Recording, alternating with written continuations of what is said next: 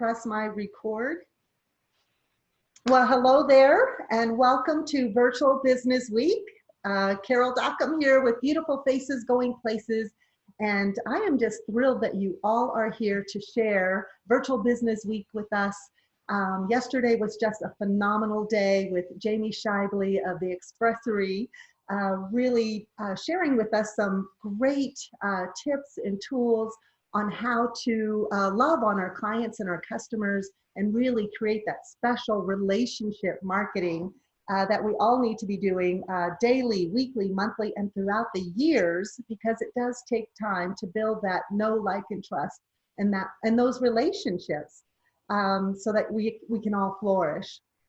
So today is day 2, and our special guest and speaker presenter is Deborah Fawaz, and she is an image consultant. She's also a personal stylist, makeup artist, professional speaker, and color expert based out of Atlanta.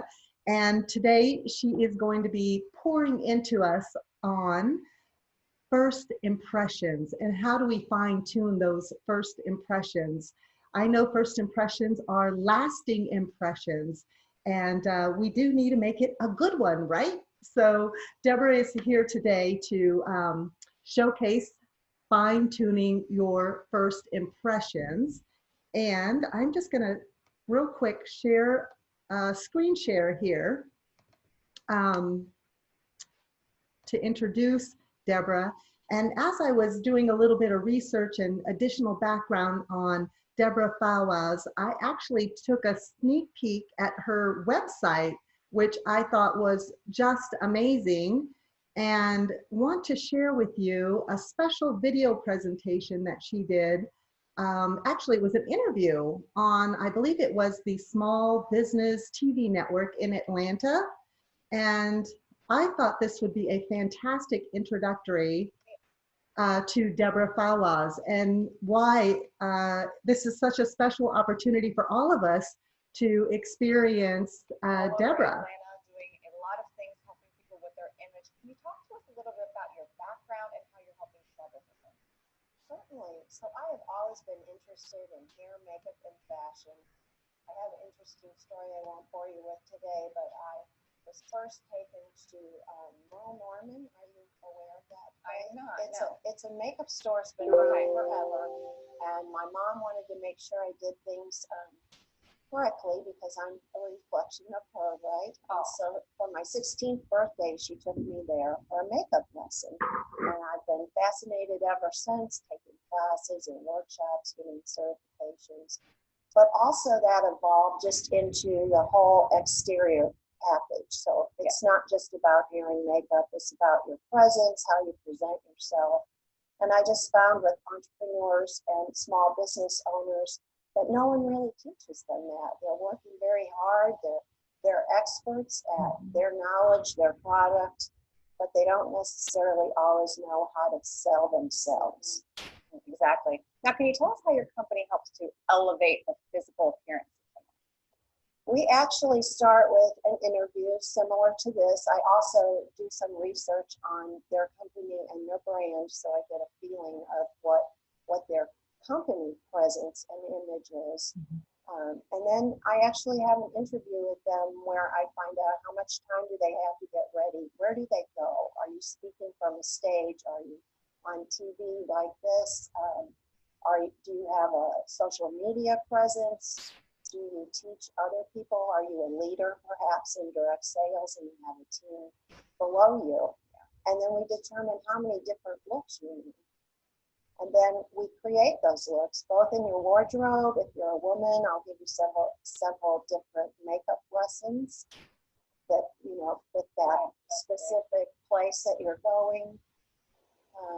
I also teach workshops and seminars.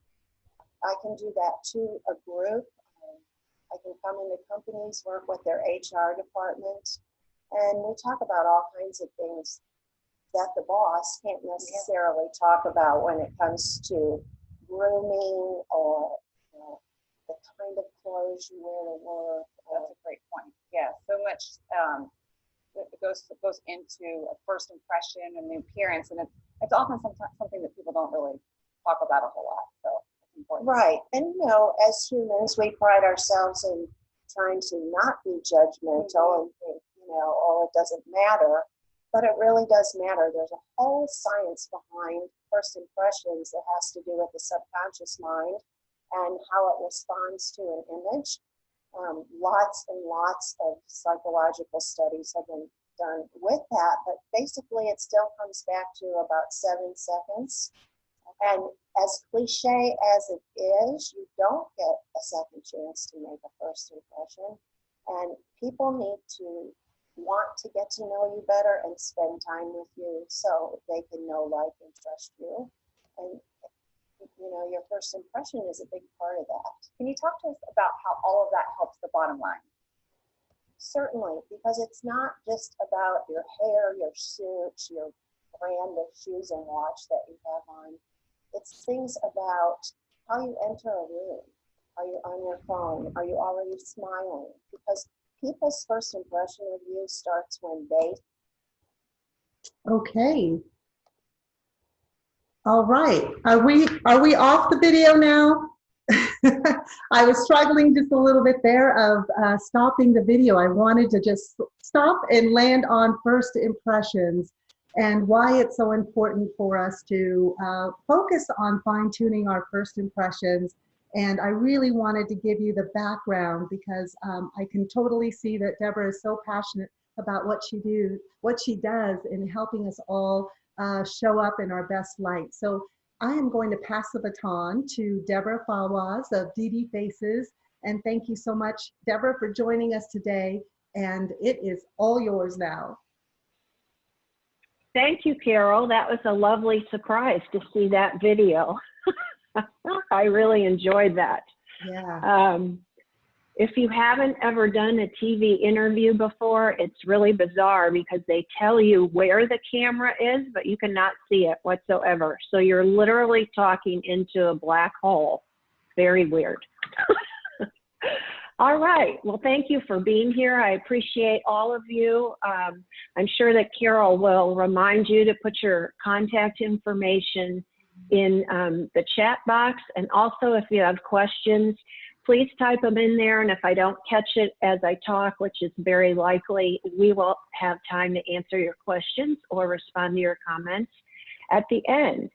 So I just wanted to tell you a little bit about me because you might be thinking, so what makes you such an expert? Why should I spend 30 minutes with you today about this? I didn't always look this way, but I was this tall, 12 years old in the 7th grade. Now you can't see how tall I am, but I'm 5'9" barefoot and I never wear flat shoes. So that gives you an idea. I was taller than the center on the basketball team. And my very first dance as a freshman in high school, Todd Cuny, he was a gymnast, came about up to here. And so as we're slow dancing, I'm like literally smothering him, although I'm pretty sure he didn't mind where his head was, quite frankly. Anyway, it made me very self-conscious. That's the point of this whole story. And my dad was a minister, so we moved around a lot. In those days, about every 5 years, you got sent to a different church in a different city. So I was always the new kid. And as a new kid, you have two options. You either retreat as a wallflower and you're angry and lonely, or you make the best of it. And I chose to make the best of it. My mom, I'm the oldest and the only girl. And my mom was the perfect minister's wife in that she felt like she was a reflection of him, but that got passed down to me that I had to be the perfect reflection of her. So many of you aren't old enough to remember this, but I was that girl in the little white lace anklets and the black patent leather shoes with the little, what do they call that? It starts with a P. Somebody type it. Peplum or something, you know, and the dress. And we didn't have very much money in those days being a preacher's kid. So my mom made all my clothes. That's also part of my story.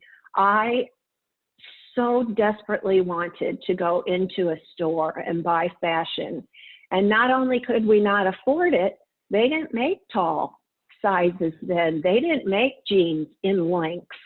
So finally in the early 70s, when the school system allowed us finally to wear jeans to school, we had to go to the fabric upholstery store and buy upholstery tape and sew it on the bottom of my jeans so I didn't look like I had, we call them floodwaters then on. Fortunately, it was still post-hippie era, so I did look kind of cool in my bell bottoms at the bottom. But having said all that, at 16, she took me to Merle Norman. Does anybody know what Merle Norman is? Still around today. So it's a cosmetic store, skincare and makeup. And my gift, my 16th birthday gift, was a makeup lesson. Because again, being a reflection of my mom, wait for it, here comes the word, she didn't want me to look like a hussy. Do you even know what that is? So I loved it. I really enjoyed it. From there, I went off to college. I took some courses in makeup and color. In the 90s, I got my certification as a color analyst. I'm sure many of you remember the book, Color Me Beautiful, and we analyzed you and told you if you were a spring, summer, winter, or fall as far as what colors were the most complementary to you. I took classes. I'm a professional makeup artist. I was in the beauty industry for 8 years in direct sales and then left to start my own company, DDFaces, where we basically deal with everything on your exterior so you can focus on your business and your message, and so that your look is a reflection of your personality, your lifestyle, and your brand. So here we go, first impressions. Why does it even matter? There's so much research out there, most of it done by psychologists, because it's about the brain actually and the subconscious brain. And so I just want to share one study with you that really sticks out for me that was done at Princeton, where they looked at 35 different studies done at other institutions, and they compiled the results. And I'm just going to share the results with you, which are every study used a little different way to measure the body's physiological response to an image, okay? So people were hooked up to electrodes, like when you get an EKG or an EEG. Those electrodes were hooked up to a computer. People looked at a monitor, and images were flashed across. Some studies measured changes in body temperature, eye blinking, respiration rate, pulse, blood pressure, things like that. And then they measure that to see at how many seconds did your body have a physiological response to an image. It was animals, locations, scary things, people's faces, just all, all kinds of stuff. The very shortest response was 1/10 of a second. The longest response across 35 studies was 15 seconds. Now, I don't know about you. I know I talk kind of slow, but I can't even imagine, like, what could you possibly do in 1/10 of a second? It takes you longer to blink than that. So the fact that subconsciously you could register an opinion that quick, that kind of blows my mind. And as I said in the interview, the average response time remains about 7 seconds, okay? So I don't say that to stress you out that you have to be like so crazy, amazing, and impress somebody in 7 seconds or they'll never have coffee with you. But I just want you to be aware that the first impression starts the second they see you, not when you engage with them. And let me tell you how I've made a lot of observations, and a lot of this comes from my own observations too of human behavior. Before I keep going, I'm going to give you 5 areas that you could consider to level up your first impression. But before I do that, please know that I have not studied any of you. I have not stalked any of you, and I am not talking about any of you, okay? That's the disclaimer. This is a no shame zone. We've all done or not done some of the things I'm going to talk about, myself included, but hopefully you will walk away with some things that you can consider to elevate yourself. All right, number one is your entrance. I had a client that's a closing attorney, and she worked in a large corporate building, 5 stories high, and I'm going to call it, because I don't know the real name of it, it had blackout windows. So when you approach the building, it looks like a mirror on the outside. Do you know what I'm talking about? But so I can't see anybody in the building, but everybody in the building can see everything that's going on in the parking lot. So my client was late because, you know, her closing went late. So I had nothing to do but sit there and look out the windows. People arrived and left.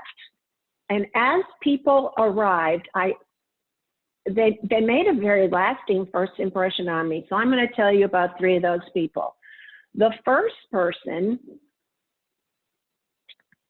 sorry, I'm distracted because my kids are knocking on the door and they know they shouldn't be doing that. Perfect Zoom bomb. So seriously, really, there could be a divorce at the end of this presentation. Okay. Excuse me, Carol, take over. Okay, no problem. You know what? We are all working from home in our home offices during this time, so it's all good. The best place made plans, right? That's right, Rebecca. It's all good. Exactly. Yes. Just a minute. We'll all breathe with Okay. Thank you. Okay. Oh, This is good bless. stuff. This is All right. good stuff. Where was I? Okay, the first person pulls up. See, I just wanted you to wait for it a couple seconds. The first person pulls up, gets out of her car, shuts the door, and literally leans over and picks the wedgie out of her bottom. And I was like, okay, I mean, that happens to all of us, all right? Happens to everybody. But I wonder who just saw you do that besides me. Are you coming here for a job interview? Or are you coming here to interview someone else? Are you trying to get a mortgage? Kind of interesting. Second person pulls up, it's a woman, pulls down the visor mirror, picks her teeth, and then puts her lipstick on. Now, hey, I mean, you shouldn't be showing up at your appointment with your salad still in your teeth. I totally get that. I encourage you to clean your teeth. But again, who was watching that besides me, the getting ready part? And the third one was a man who got out of his car already on his phone, and he appeared very angry. He was talking very animated. Face and he kept that going all the way up to the building. And the second he put his hand on the handle of the door, he slid that phone into his pocket, you know, like, ta-da, I'm here. Yeah, no, we saw you. You might have rage issues, sir. I'm not sure I really want to hire you. So I tell you those stories because in that moment, I realized that our first impression doesn't start when we engage with the other person. If you walk into a room of people and you're networking, it doesn't start when you say hello. It starts when they see you. So what is the solution to the office building problem? That solution is stop a block away, finish your business, whatever it is, and then arrive. Same thing with your Zoom call. Don't get on here and put your lipstick on.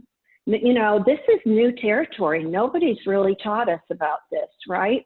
Some of you have been doing virtual meetings for years, but many of us, this is new. And so the minute your face comes into that screen, your first impression has started. So what I just did, terrible. But stop your business with your family. right? Put the dogs somewhere else. Stop your conversations with your family. You're on. The second this little box lights up in the Brady Bunch screen, you're on. So just be aware of that. Your present isn't just about your looks. It's how people perceive you and how they receive you, and then how they are left feeling after they interact with you. So we're not just talking about hair and makeup and accessories. It's the whole package. So number one was entrance. Number two is engagement. Engagement. We're going to talk about a couple of things under engagement. And Carol, I got a little shook up by that, and I didn't set my timer, so you let me know when I have 5 minutes left, okay? Thank you so much. What are your intentions? It's really important to go through this exercise before you have coffee with a potential client, before you come on a Zoom meeting, before you give a presentation. So today I had to decide, what are my intentions for this presentation? One, I wanted to be perceived as an expert in my field. Two, I wanted to be of value to all of you. And three, I hope to be slightly humorous. So set your intentions. By setting your intentions, people will receive you differently.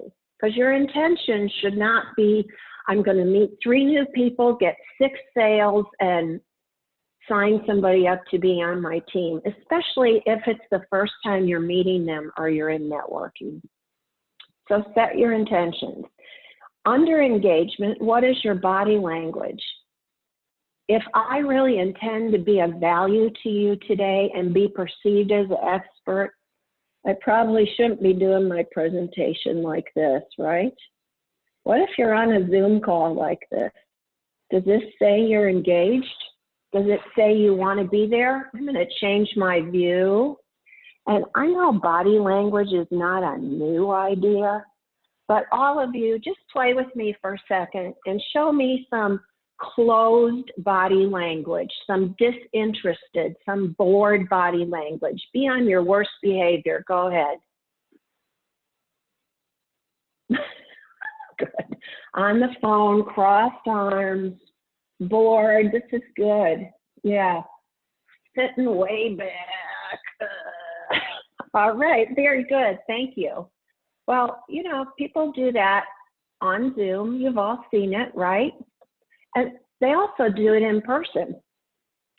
You could enter a room, as women we're real guilty of this, or if you're an introvert, you might not be real comfortable entering a group of people, company dinner, networking event, whatever. So what do? We scope out the open chair and we go over there and we sit right down. Well, listen. If you spent time getting ready, putting gas in your car, driving there, but your body language says, I really don't want to be here, what are you there for? I mean, it's time and money. That affects your bottom line. So set your intentions before you get there so that your body language and your affect matches your intentions.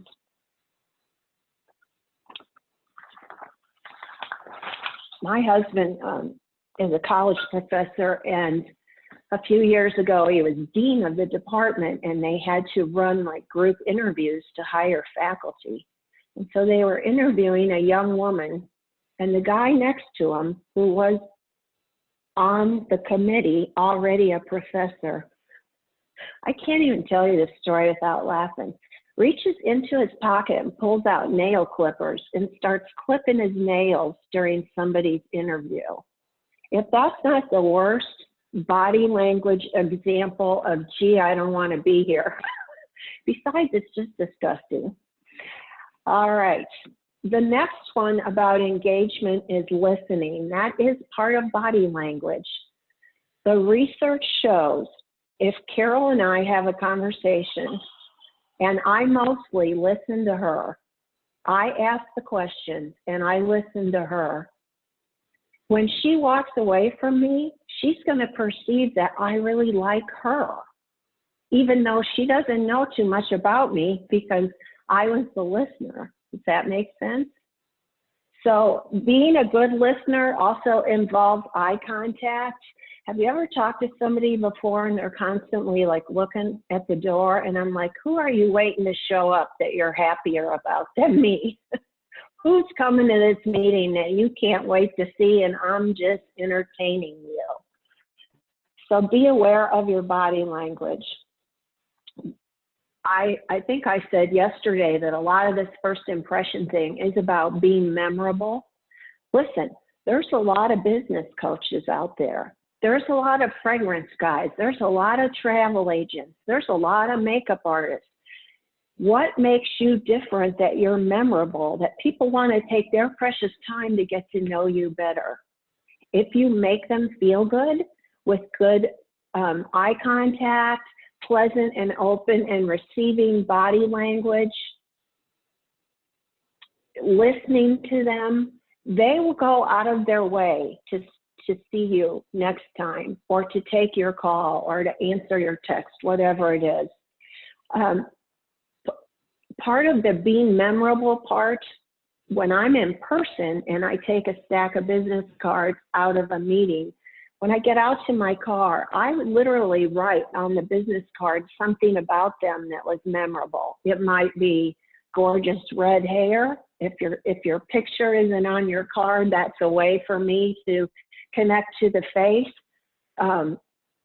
Took a trip to Italy, whatever. So next time I see you, I'm going to say, I just love your hair. Have you always been a redhead? I don't know. I just made that up. I hope that's not offensive. Or did you take your trip to Italy yet this year? That person is going to be impressed because I remembered something maybe from 4 months ago. I didn't really remember it. I had to work at it, but something about the content of their conversation makes them more memorable. So that's number 3. What's your conversation content? You know, this is really fun online because we are now meeting people from all over the country that aren't in our geographic area. And I love that part of this. And I think that I'm taking a little left turn here, but in the future, it's my opinion that the future will be a hybrid of what we knew before, what we're doing now, and what we're going to create in the future. And I don't think this online meeting thing is going away anytime soon. So I'm trying to talk to you about in-person because I truly believe we will get back together in person, but also about your presence online. So if we're in person, most likely, we're all coming from the same geographic area, okay? And so we've all experienced the same things. For example, you know the 3 big things in business you're never supposed to talk about. Sex, drugs, and rock and roll. No, that's not it. Sex, politics, and religion. Is that it? Yeah, okay. So we know those are big. You know, we're pretty good at not talking about that. But is it memorable to talk about the traffic, the weather, and sports?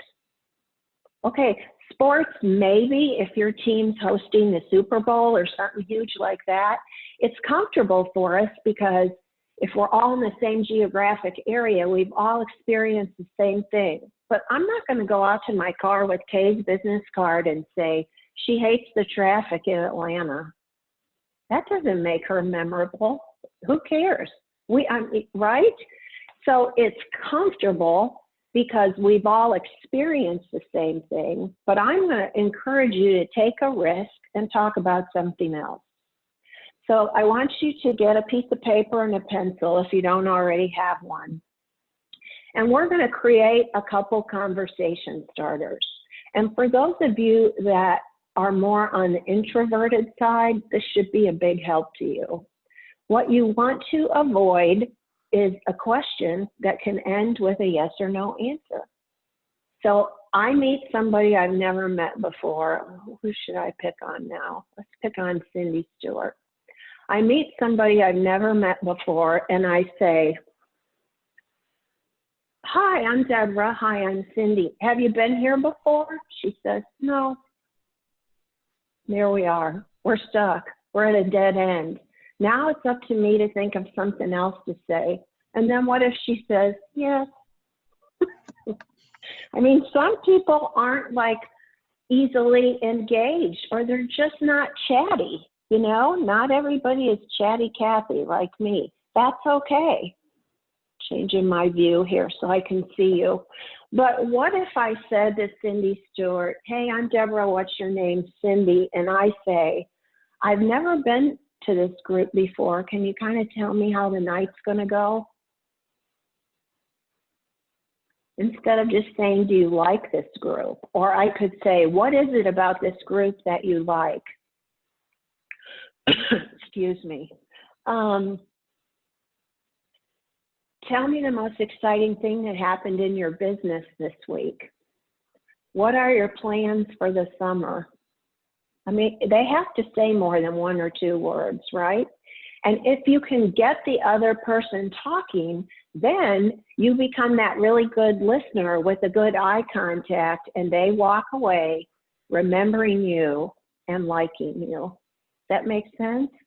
So what I want you to do is, we're just going to take 1 minute, which is going to feel like a long time, but come up with maybe at least 2 questions that you haven't used before. And you can steal something I already said. I was just trying to get you thinking, to plant a little seed.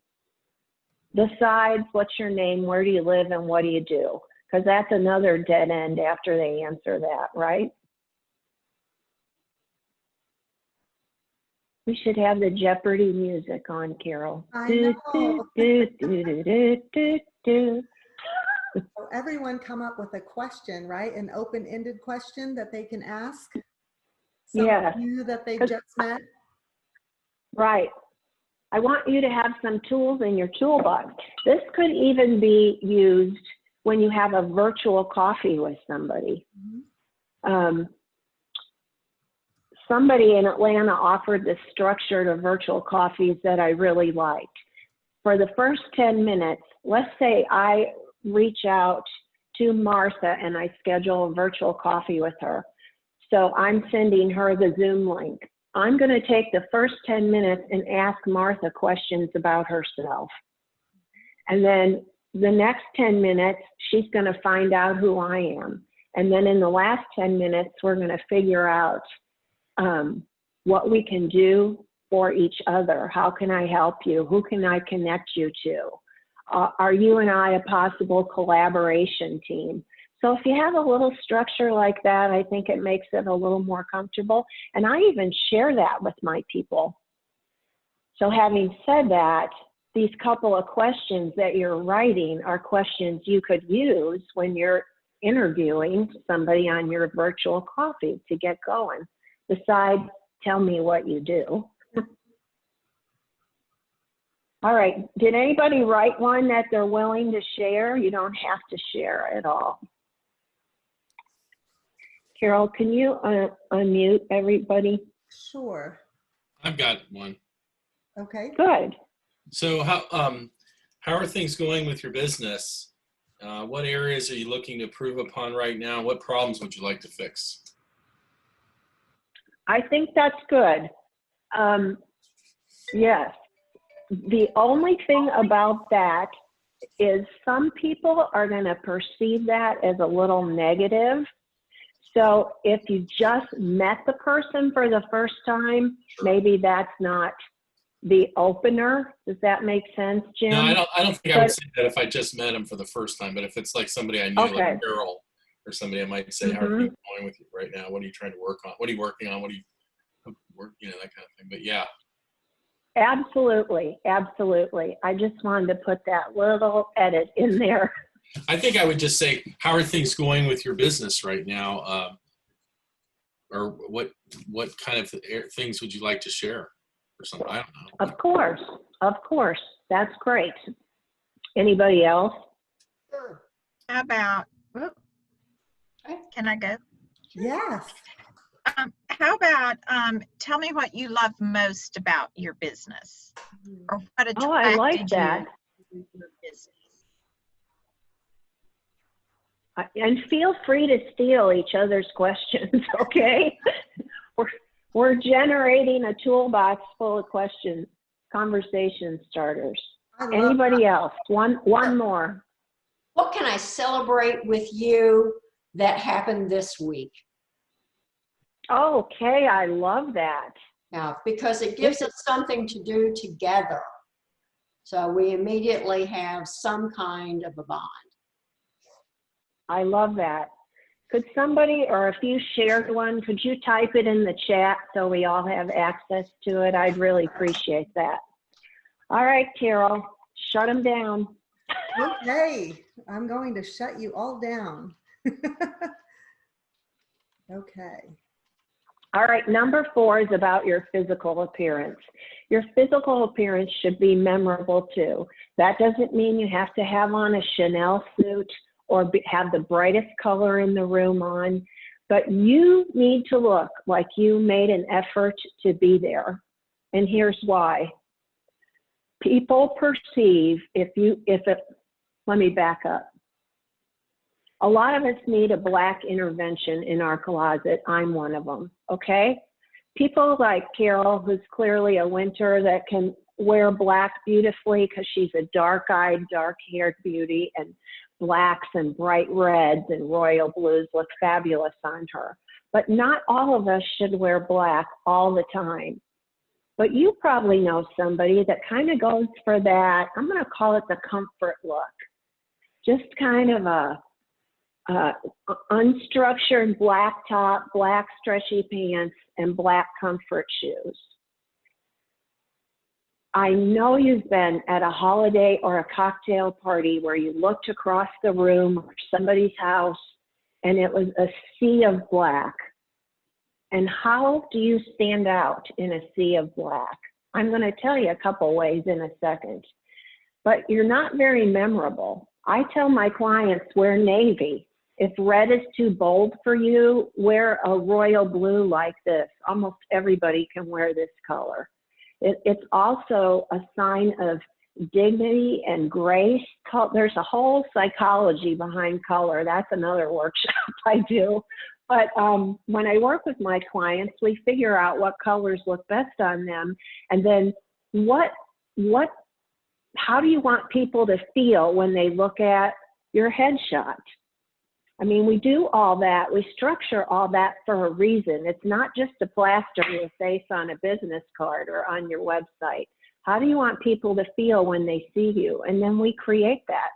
And part of that is about color. So if you are a person that wears a lot of black, and I don't know, we all think we look thinner in black. And when the weather's bad, look around the room and see who has on black pants and black shoes or boots. Because we don't want to wear yellow because we'll get rained on or, whatever. I get that. I'm really talking about what's happening up here around your face. And so how the colors are reflected improves your complexion, makes you look more alert if you're wearing the right colors. Your fine lines and wrinkles go away, the dark circles under your eyes aren't as dark, blah, blah, blah, blah, blah, okay? So if you want to wear black on the bottom the rest of your life, you go for it. But let's do something bright up here. So if you have an all black outfit, what if you put an accessory on, like a fabulous scarf that's really bright? What if instead of wearing your earrings from Macy's that 90% of your town has and wears all the time, what if you wore an accessory that's a handmade piece of art from a festival, or a really funky ring that probably nobody else has? You know what else that does for you besides brightening up your look? These are all conversation starters. So for you introverts, you don't have to start the conversation because somebody's going to say, that scarf is fabulous. Where did you find that? I've never seen anything like that. Well, I go to Italy every year and I buy myself a piece of fashion or a purse as a souvenir, and then I wear them. Well, you know what? The next time I see you, I'm going to remember you're the woman that goes to Italy every year, and you're going to be impressed. I remembered that, but you started it. How about that? It's not that hard. Okay. Number 5. Does your image reflect your brand? Does your image reflect your brand? Do I mean that you should dress your job? No. I know a woman in Atlanta that's a fabulous fitness trainer. Does she come to business events in spandex and a ponytail? Never. It's all as a dress and big heels, because she's there as a businesswoman to talk about her business. Some of my clients think that they should wear their brand, meaning, oh, I can't put my hands on it, but my business colors are cream, black, and turquoise. Should I only wear those 3 colors? No. Your branded image is how people feel after they've interacted with you, and how memorable you are for them. Not that you look like a caricature of your logo. I say that with love, because nobody really teaches us that, but I'm telling you that, okay? And the last thing about that, does your image reflect your brand? I want to go back to the effort thing. Have you ever sat behind somebody at the movie theater or church and you're pretty sure they never brushed the back of their head? You call that bedhead, right? Mm-hmm. Well, if you're going for an interview, if you're networking, if you're having a one-on-one with a potential client, you need to look like you took the effort to be there, because their, how do I say this? Their perception could be, she didn't really try that hard. She looks like she just rolled out of bed. Is this what she's going to do with my business when I hire her as a PA? Is this what she's going to do as my business coach, minimum effort? You know, and when people interview you, like for corporate jobs, trust me, they are thinking that. They're looking at, are you on time? What's your body language? What's your eye contact? And did you make an effort to make a good first impression? So that's really, really important. Online meetings, I'm going to bust y'all out right now. I don't think you should come to a business meeting in your yoga pants. I don't want to know if you have them on. Don't tell on yourself. When I go to a business meeting online, I even spray myself with cologne, because that's what I would do if I was really going to be in person. So it's a mindset. It's a level of effort and a mindset, okay? The one thing I don't do is I'm barefoot. I have no heels on to sit at my desk, okay? But think about that. Again, what is your intention? And your mindset is part of your intentions. And so bring that level of effort, go all in while you are there. I'm not talking about a Zoom call with your friends and family, but if you're in a business meeting, keep that in mind. So what I'd like to offer you today is an audit of your online presence. Not your logo, not your webpage, not your marketing strategy. That's not me. But in the chat, I put my website. I have a calendar on there, and I invite you to go on there and sign up for a complimentary call. And if you have any questions about anything we talked about today, we could discuss that during your call. Or you could just say, give me the audit. Here's where I sit. Here's my camera. So we could talk about camera angle, lighting, volume, how the light affects color, makeup, any of that. What's your background? I can help you with all that. It's a very short process, but I would be happy to gift that to you. So thank you very much. Thank you, Carol, for having me. I hope this was helpful and maybe a little bit fun. Wow. this was extremely helpful, and yes, a lot of fun. I think my biggest takeaway was I had not thought of accessorizing as a conversation starter. I love that idea and concept. And I mean, I'm always noticing, you know, earrings or a necklace or scarves or jackets or bags, you know, just because I like those things.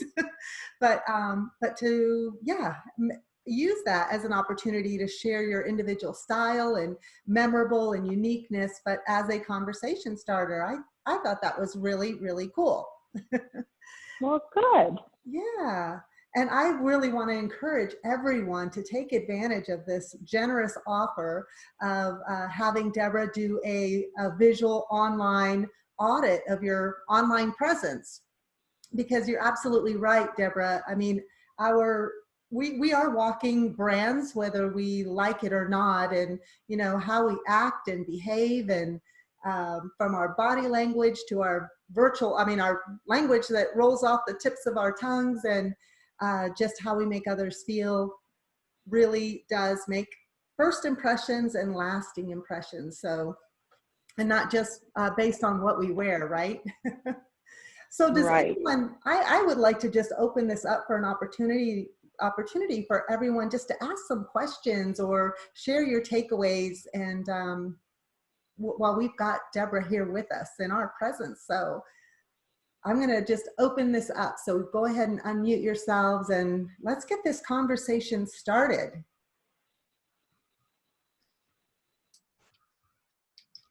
I really appreciate the reminder, Deborah, about when your first impression starts. I remember years ago when I first joined the National Speakers Association, I was counseled by someone that had been in the business probably 20, 30 years. And she said, remember, the place that most people are going to see you first when you are at a conference is the check-in at the front desk. Not only does it matter that you don't come in a pair of sweats and a t-shirt, how you are interacting with the people behind that counter, even if things go poorly, others are noting. And I have just remembered that always. It's like, even if you're ready to rip their throat right out, keep it under control so you're not putting a negative spin in the minds of people that may be at your presentation tomorrow. Well, thank you for sharing that, Kay. I might have to steal that for my presentation because I never thought about that before. The registration desk, the front desk, somebody else could be standing in line next to you. Yeah. Yeah. That's great. I will real quick, the place that really tripped me up was getting my luggage into the hotel. And I'm a self-avowed, I keep it under control, but I can have a little bit of a potty mouth. And I'm trying to get all my luggage on the rolling cart, and I'm saying some not very nice things. And all of a sudden it hit me. It's like, is there anybody around me who just heard that?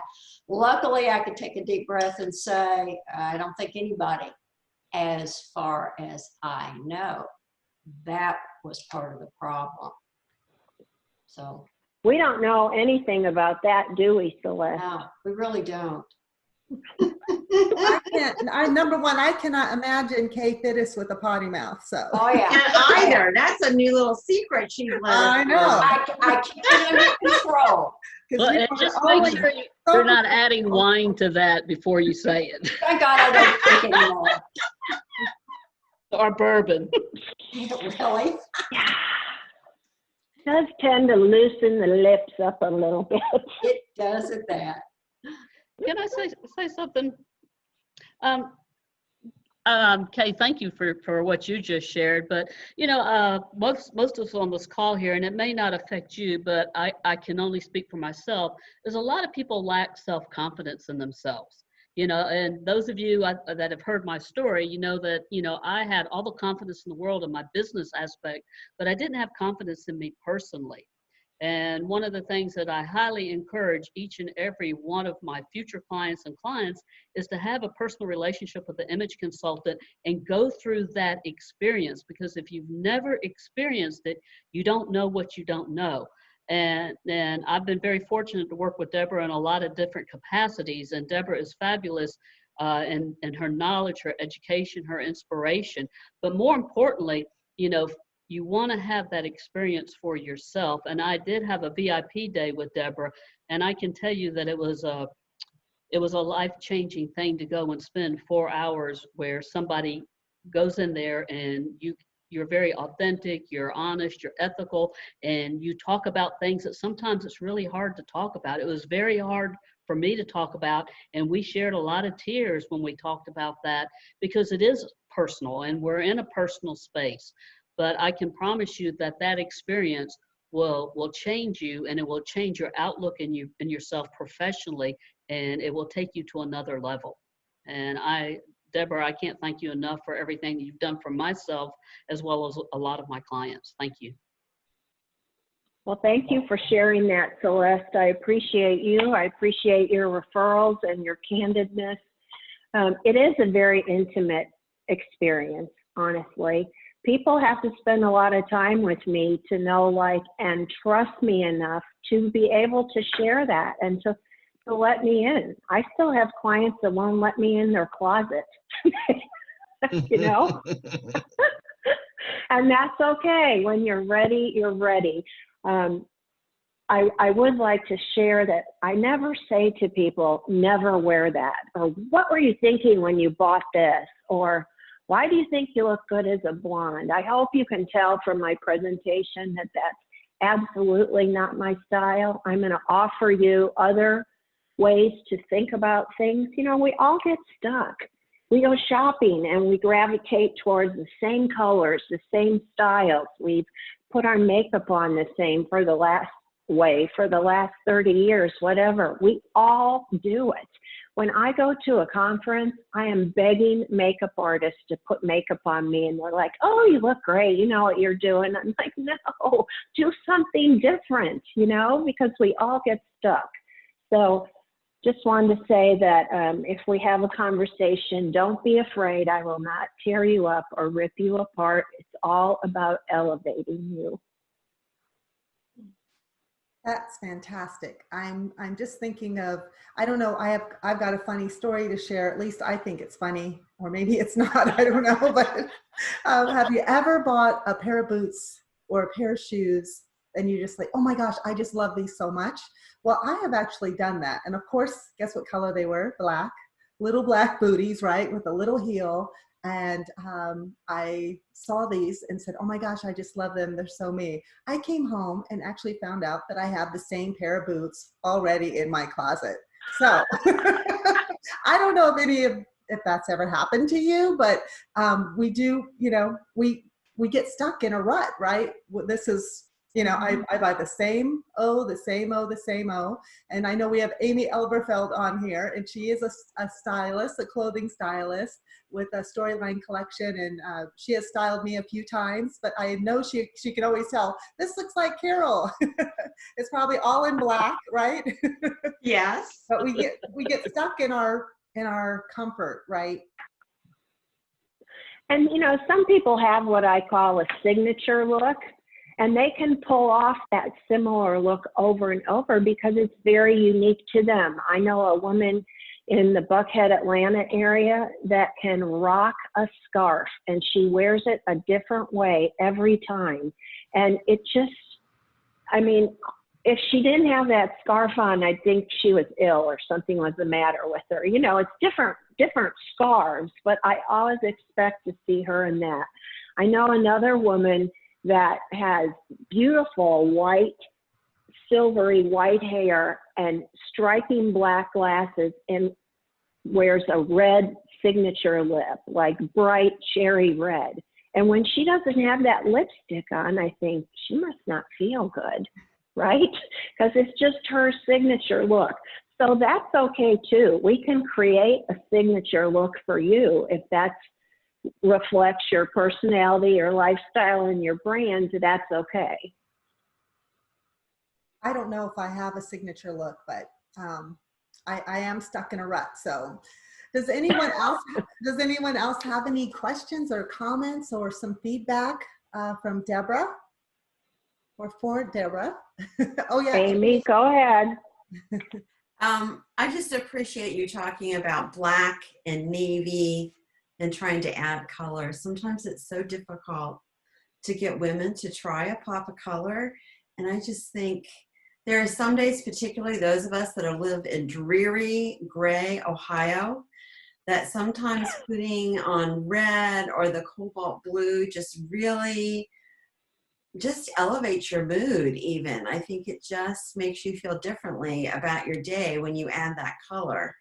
And it is true, a lot of women are afraid to try navy. I don't wear navy, but it's a good classic color, as you said, for women who it can be better for their skin tones than the black. Well, and for men too, because it's just, sometimes black can be a little harsh. And so your message comes across harsh. You know, I work with people that are professional speakers like many of you are, and there's a whole art to crafting what you wear when you speak. And it has to do with what's your message, what's the lighting. You know, I have a whole list of questions I give to speakers to ask the venue so they know, will I be standing? Will I be on a stage? Will I be seated? Is it a bar stool? Because then you got to decide if you're wearing a dress or not. Are your feet going to be eye level to somebody's face? Should you wear a pattern? What color should you wear? Solid, blah, blah, blah. There's a whole lot to that, right, Kay? Rebecca, you're a speaker, right? What happened to the shoulder pads? Women used to wear those shoulder pads. Remember this? Yeah, those were big in the 80s, and 2 winters ago they came back, and I cut them out. I couldn't stand it. My earrings were running into. What do you want to say, Rebecca? No, I was just agreeing with you. I think it's really nice to know, because it's amazing just the subtle little things that impact when you're speaking, which I'm sure Kay understands. As people are walking and they see you, everything from the shoes you're wearing, what the bottoms of them look like, you know, it really, it can distract a message. It can distract from a message. Yes. It can distract a message, and if you are taken by surprise as the speaker about what the venue or the lighting or the platform is, then that kind of rattles you a little, right? And your confidence before you're ready to deliver your fabulous message. Yes, absolutely. All right. Well, this was just incredible, Deborah. Thank you so much for sharing your expertise with us. And I have a feeling that we all have some takeaways here, and we'll be thinking more about how we are showing up in the world online and offline. Do you have any special events that you are hosting here in the next week or two that you want to share with us? I'm thinking of July 8th and 9th. Okay, thanks, because I'm like, You're like, do I? Yes. Yes. Just share July about. 8th. Sure. Celeste, you might have to help me. I was going to say, Celeste, because I think you're co-hosting with Celeste about rebooting, right? Yes, about rebooting your business. Yeah. It's a boot camp called "Is It Time to Reboot Your Business?" It's a 2-day event. I believe it's an hour and a half on the 8th, Wednesday, July the 8th, which is a Wednesday, and Thursday the 9th, a Thursday. I believe it's at noon. Celeste is going to type it in the chat and rescue me. Perfect. And then we're having a cocktail hour on Thursday night, like as a wrap up, like a cocktail and connections with the whole panel. Awesome. I'm really excited about it. I just saw the event posted on social media, and we will go ahead and share it on Beautiful Faces Going Places as well. So we're happy to give you guys, I mean, just get it out there into the world, because we all do need a reboot. We really do. Reboot our businesses and really set us up for what's to open up in the world in the fall. So yeah, I'm excited about Thank you. Yeah. And Thank you, also, Kara. Deborah and Carol, just to let you know that Shannon Danasay will be with us during that as well. We're very excited to have Shannon with us during that, as well as Sarah Poe, which is new to many of you, who's a CPA. So it's going to be a great event, and we look forward to hosting it. And thank you, Carol, for allowing us to share it. Absolutely. Hey, that's what this is all about. So I will be registering, and expect me in the audience. So I'm excited about that, because yes, we do need to reboot. So, and then if you don't mind, Kay Fittis. Kay is our speaker presenter this coming Thursday. And it really is all about power presentations. And I thought maybe Kay, would you mind just giving us a highlight sizzle reel as to what we all can expect on Thursday? Absolutely, Carol. You know, every time you open your mouth, it's a presentation opportunity. And I know some of you, that makes you just cringe all over. But we are going to be focusing in on 3 very concrete things you can do to have powerful presentations, whether they are virtual, like on Zoom or Teams, or they are face-to-face, or maybe it's something different. Maybe it is a staff meeting that you attend on a regular basis, or a department meeting, or you really will be involved next year in a conference where you will be speaking to 1,000 people. The techniques that we will talk about on Thursday are applicable to every one of those situations. So I promise you, when you leave that day, you will have some very specific, actionable things to do that will make a significant difference in whatever presentation you give. That's fantastic. I cannot wait. Me too. I know, gaining visibility through power presentations with UK on Thursday. So we are so looking forward to that. Thank you so much for sharing. Thank you. Hope you all will be there. Yes, exactly. And if you can think of someone that would be, who would benefit from Kay's presentation, please reach out to me, because we want them there. I don't want anyone to miss a beat. You know what I mean? No. For $30, I know. what you're getting this week is phenomenal. Oh, thank you. Thank you so much, because that's what this is all about. Yeah, I mean, normally, you would spend a whole day or a half a day and pay a lot of money for, to have access to this quality of education, information, and training. So thank you so much. All right, we are going to, it's a little bit after 1. I always promise a round of networking. So I would love for you guys to have a little bit of opportunity to spark some conversations and make new connections in our virtual breakout room. So we are going to do just a quick 15-minute round. Actually, we may make it a 10-minute round. And basically what we're going to do is your name and your company. And what do you notice first when you meet someone for the very first time is our conversation starter. So what do you notice first when you meet someone for the very first time? And how is your first impression, and what can you improve upon? And I know there's always room for improvement. I do believe in that. So let's see here.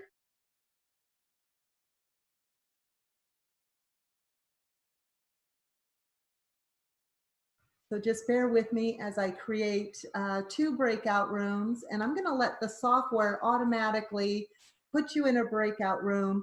And then I think we'll have Deborah Fawaz, if you don't mind, facilitating one of the rooms. And Rebecca Victor, would you mind facilitating the other? And here we go. Let's see here. I just need to make sure that, well, actually, I think I don't see Rebecca here. So Celeste, would you mind being the other facilitator? Absolutely. Okay. Let's see here. I just need to move you to 2. And Okay, and here we go.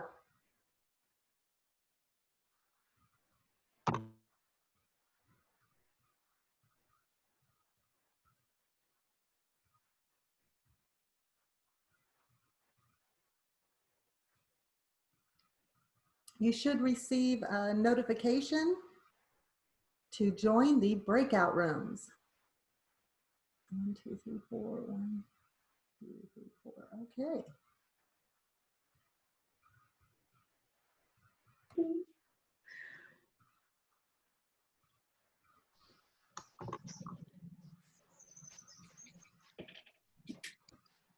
Okay. Well, this is the fun part, is watching everybody pop back into our main session, main room. And I hope everyone had a great session. Really, it was all about sparking conversations and making new connections, and really diving into first impressions.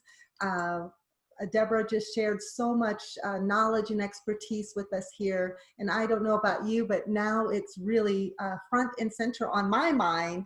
And I'm looking forward to making better first impressions moving forward. So Deborah, where is the best place for someone to connect with you? I really hope that everyone takes advantage of your generous offer of doing an online audit of online presence. So where's the best place for them to connect with you? I put the website on there. So on the website, there's a calendar so you could schedule with me. There's also my email and my phone number. And I put my phone number in the chat as well if you want to call or text me, and we'll set up a time to chat. Fantastic. All right. Does anyone have any closing questions or remarks before we sign off? Can I ask Deborah a quick question? Yes. Of course. Okay, so this happened to me yesterday because you were on here yesterday too. So I didn't have time. I mean, I had other commitments, and so I put up my alter ego photo on Zoom because I didn't feel as though I was presentable. But other people were commenting, "Oh, it's okay. We know the real you. Go ahead." And I'm like, ah! So, what are your thoughts on not attending? So the choices sometimes are not attending the Zoom meeting and watching it after it's recorded, or putting up your picture and not using your video. Do you have any thoughts on that? I do, but it's just my personal opinion. I would rather you attend the meeting and put up your headshot. And that way you're getting value from everybody else. Now, you may not get business because you may not have met new people because they're just looking at your picture, right? And so it's harder to interact just with your voice. So I think that's what, you know, maybe you have to sort through is, do I want the value of this experience? And I could follow up with these people since you're going to have all their information in the chat later when I feel more confident and put together. But don't let people bully you into turning your video camera on, Amy. That's what I say. Yeah, exactly. What if there's people on that meeting yesterday that you had never met before? And your first impression is your post-workout self, and you're not feeling very good about yourself. I don't think that's good. Right, right. None of you should ever feel bullied to turn on your video camera. If you only show up that way, though, people aren't going to engage with you. Right. Right? If you show up more often as a business card than a human, people aren't going to reach out to you. But sometimes stuff happens. Look what happened to me today. I'm pretty sure I said a swear word into the microphone, did I? Didn't hear it. I didn't hear nothing. You handled it very well. I forgot I had these on when I went to open the door, and then I said something not very nice. Was that Dan? Poor Dan, get that. Yes, he locked himself out of his own house, the idiot. Oh my goodness. Oh, wow. Well, this has been a fabulous, fabulous day, day number 2 of Virtual Business Week. And I just can't thank you enough, Deborah, for sharing your time and your expertise with all of us. And thank you all for signing up and joining us. So it's going to be a fabulous week. Tomorrow we have, tomorrow is actually going to be happy hour. So please note the time. It starts at 5 p.m. And we have Lorianne Reeves. She is a sales and business strategist, and she will be really training on turning conversations into sales. So come and join us for happy hour. Bring your favorite beverage of your choice and just come and let's spend some time with Lorianne Reeves tomorrow. And then Thursday, our fabulous Kay Fittis with High Heeled Success will be our speaker and trainer. And then Friday, we cap it off with our CPA and finance expert, Deborah Daniels out of Atlanta as well. So we've got a high impact week here, and I'm just so grateful to have you all on this platform with us. So thanks for joining us. Enjoy the rest of your afternoon, and yeah, we will see you guys tomorrow. Wonderful. Thank you, Carol. Thank you, All right, Deborah. It's good to see Thank you. you. Thank you, Thank you. everybody. Bye-bye. Thanks, everyone. Bye-bye. Bye-bye. Bye.